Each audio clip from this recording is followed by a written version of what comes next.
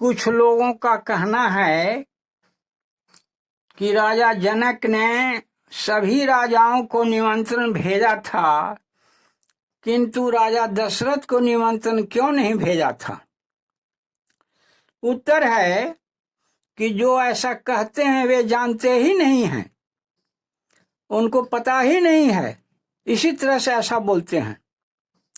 राजा जनक ने किसी राजाओं को निमंत्रण नहीं दिया था, तो कैसे आए राजा।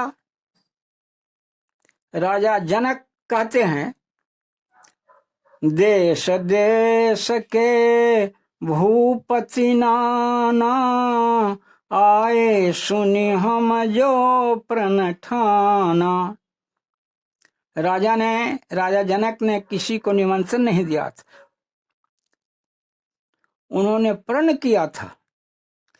उन्होंने ऐसा प्रण किया था कि जो शिव का धनुष तोड़ेगा उसके साथ मैं सीता का विवाह करूंगा। यह तो उनका प्रण था, विज्ञापन था।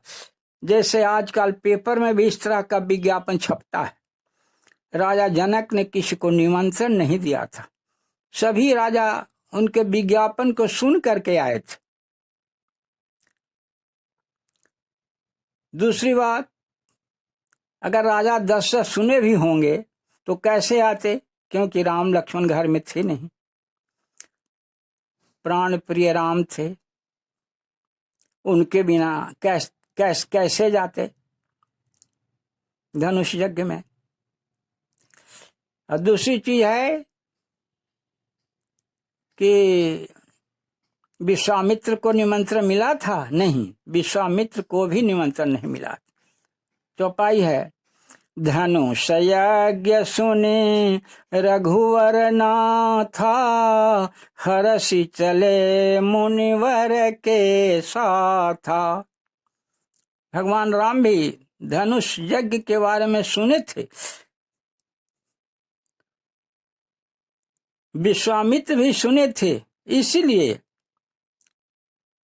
राम लक्ष्मण के साथ विश्वामित्र जी धनुष यज्ञ में पहुंचे।